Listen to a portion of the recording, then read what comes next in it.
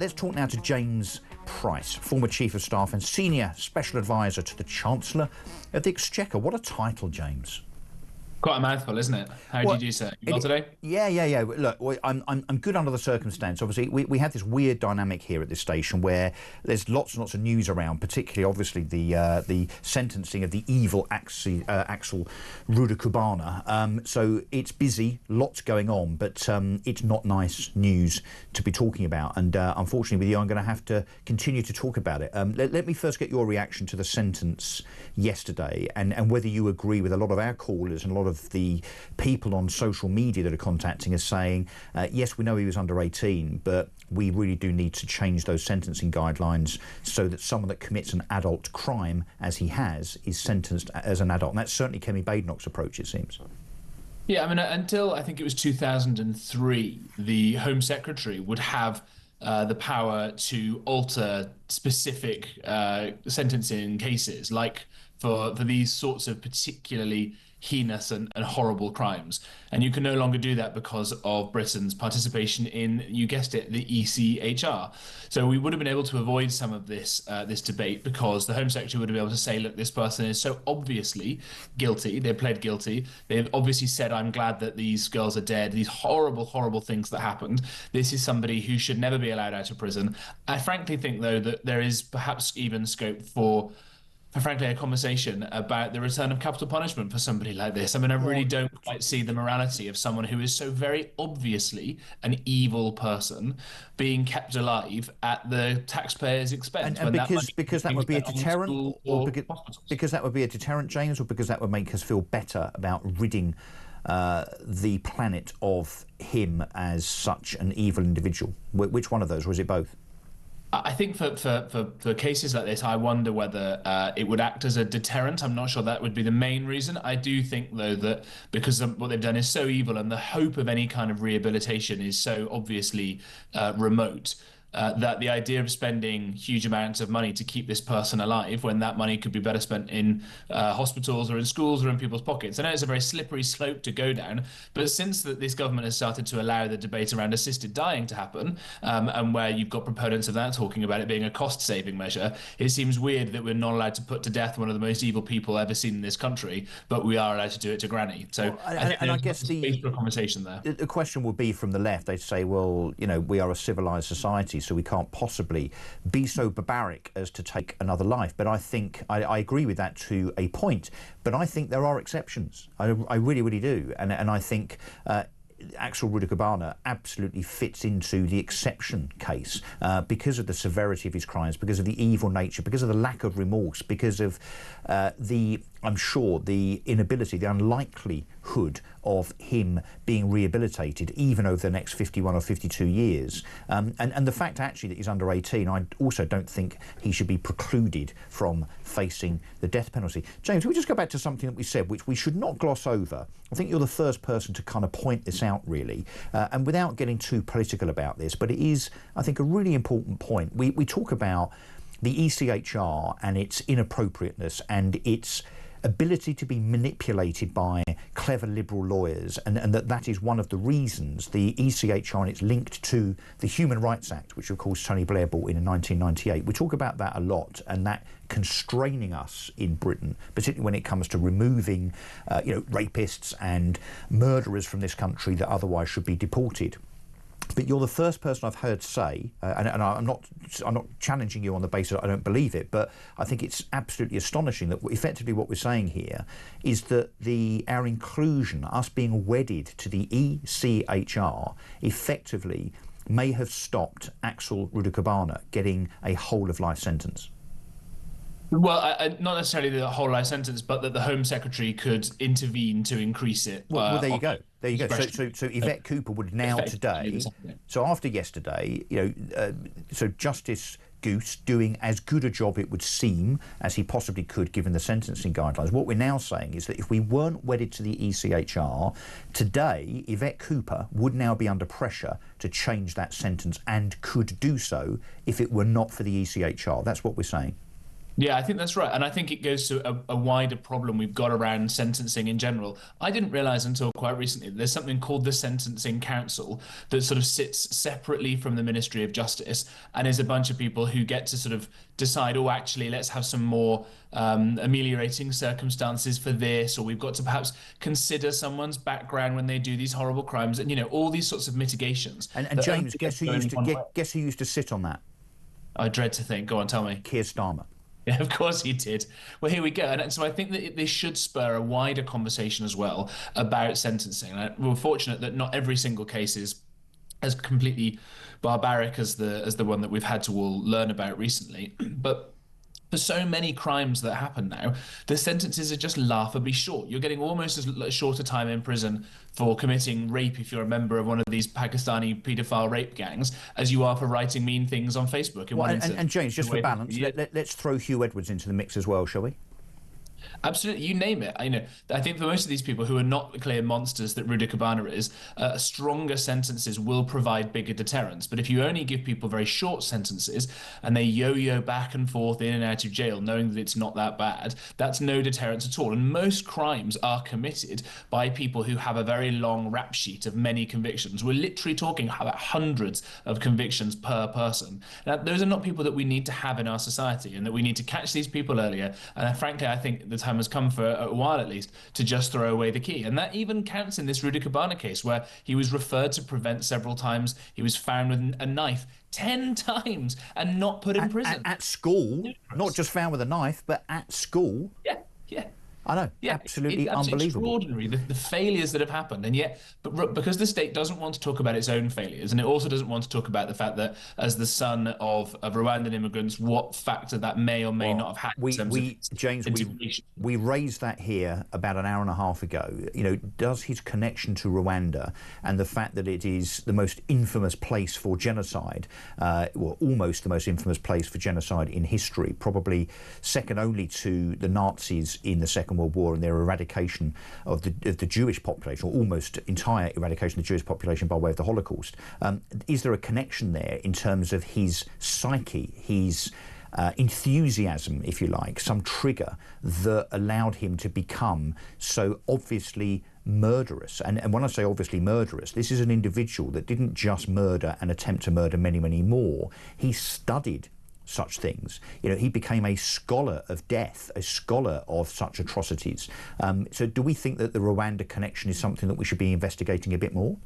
Absolutely right. I think that it's come across that some of the materials that he had on him and some of the utterances that he made, talking about how England needs a, quote, white genocide, like what happened in Rwanda. I think that's a verbatim quote that came out, that he said to one of his school friends. Maybe school friends is not quite the right word, and that he was obsessed with all this kind of literature that's out there that talks about how, white people are terrible, uniquely terrible in the world, and all of this sort of stuff. Now, I do think that we need to have those sorts of very difficult, unpleasant conversations. Instead, what is the state doing? It's saying, oh, it's Amazon's fault because he bought a knife off Amazon. Well, is it also Tesco's fault if he happened to have gone and had a meal deal beforehand? I mean, it is ludicrous to try and deflect in such a cack-handed and disrespectful way when we need... And that displays, I think, Keir Starmer's absolute woeful lack of judgment, doesn't it? That in the aftermath of this, when it was revealed earlier this week that, yes, he'd bought a knife on Amazon. And by the way, you can still do that. I didn't try and buy it, but I searched for zombie knife on Amazon yesterday, and you can still buy one. But and I have to say to you, James, that when I saw that pop up at £37.50 for a zombie knife, it did not make me want to buy it and go out and kill anybody. So the fact that the blame for such crimes can be laid at Amazon's door, or anybody else's for that matter, is utterly preposterous. Let's go back to the death penalty thing. Are you in favour of it? And have you changed your mind? Are you in favour of it now but were not previously to this case? I certainly think over the course of several years, I've gone from a position that you outlined very well earlier on that said, no, we're far too civilized to do this. We're far too enlightened and all of these sorts of things. I think it's a lot less clear cut now. And I think that for this case, I would be sorely tempted by it. And I'd be interested in seeing whether it worked in the kind of academic literature in other countries where it happens as a deterrence for other cases as well. Because we know that deterrence does work and that proper long, nasty prison sentences do deter lots of people. You and I think have talked about El Salvador before. It was the murder capital of the world, the most dangerous country on earth because of all the drug gangs and the violence that they cause.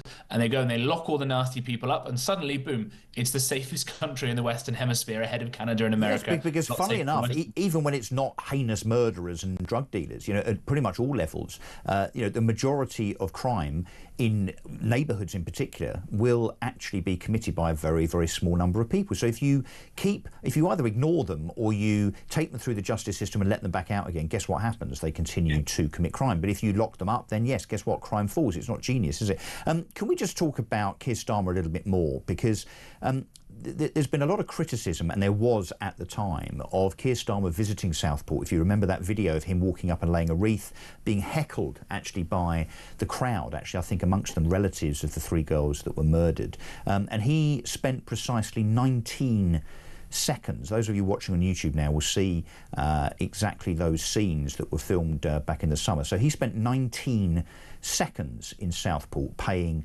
and again I will use my big inverted commas, tribute and respect to the girls that were killed, and indeed the those that were attempted to be murdered by this evil individual. Keir Starmer then drove, or was driven, straight back to Downing Street, and guess what he did, James? He attended a party in Downing Street that looks like it was a celebration of Labour's election victory, including members of the front bench and party donors.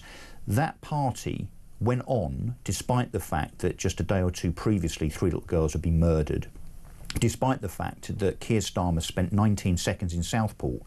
That party, we've researched this, was scheduled to last for 2 hours, so 378 times longer, the celebration of the Labour Party victory versus the 19 seconds that Keir Starmer spent at Southport paying respects. What do you think about that rather ill-advised, poor optics imbalance between paying respect to Southport itself and those girls versus rushing back to London to drink champagne to celebrate Labour's victory in the general election a couple of weeks previously? Yeah, it's obviously, what's the phrase? It's not a good look, to say the very, very least, especially when they were so, I won't say the word, so hypocritical and so holier than thou about Boris and having a bit of cake during COVID, right? They hounded Boris Johnson out of office for having a bit of cake, and then they go and do this. The one thing I would say is that when you are in a position of responsibility like this in government, one of the major challenges, major skills that you need to cultivate is the ability to change tempo, change speed, change topic very, very quickly. One meeting will be about national security, then it will be about education, then it'll be about health, and you've got to be able to kind of go back and forth at different speeds like that. So I understand that the reticence to cancel a big fun event like that lots of people will have been looking forward to and might have been seen to be some light relief after a difficult James, this is not changing. seconds. Yeah, this is not changing gears. This is not changing gears. Going from a hospital visit, to a steel yard in Wales. This is grief. This is anger. This is one of the most heinous crimes that this country has ever seen. And we have to call in yet again. We have to call into question Keir Starmer and his advisors' judgment, their political judgment. Even if you don't care that much and think, OK, done that, I've ticked the box, I've been to Southport, let's go and drink some champagne in Downing Street. Surely Keir Starmer himself, as a politician, or one of his advisors, would say, do you know what? We're going to postpone this jolly up, this celebration, this get-together. It's inappropriate. It is completely disrespectful to hold it on the same day as a vigil for 3 murdered little girls. Yeah, I think that's certainly something that somebody should have said, at least. And if he didn't have people around him who they felt comfortable doing that, he should change up his team. I think the problem is more the fact that it was such a clear callous tick box exercise. As you say, 19 seconds stood there. And I remember the video at the time being heckled. And, if you're a politician, what's your number one sort of skill set? It's going in, supposed to be talking to the ordinary people, to voters. Yeah. All he had to do was go over to that crowd, soak up all of their hate and their anger and their fear, right? Let them vent at him and say, look, I've only been in the job 5 minutes, which he had been. This is terrible. I was the director of public prosecutions. My job was to put nasty people like this away. Trust me that I'm going to do something about this. I hear your pain and let me fix it. It's all he had to do. Well, you're right, James. The human element. He could have taken his jacket off, rolled his sleeves up, sat down, spent time with the families, the victims, and the whole of Southport. The community itself may not ever recover from this. He should have embedded himself in that community as a human being. One has to wonder, given the robotic nature of Keir Starmer, whether he really has any compassion or empathy at all. I'm not seeing it. It's certainly not being displayed. Talking about wrong steps and lack of judgment, let's talk about Keir Starmer and what looks to me rather like, James, him kind of taking us back to the EU by stealth through the back door. So he and his advisors apparently in the last 24 hours have refused to rule out rejoining an EU customs deal that looks a bit like a customs union, which I think would have to go with, given that the EU give nothing without taking something back, an element of freedom of movement. Yeah, entirely possibly. I mean, the idea that this is the big priority right now for the country, to try and renegotiate a deal that's only a few years old, knowing the rancor and difficulty and frustration and all of these sorts of things.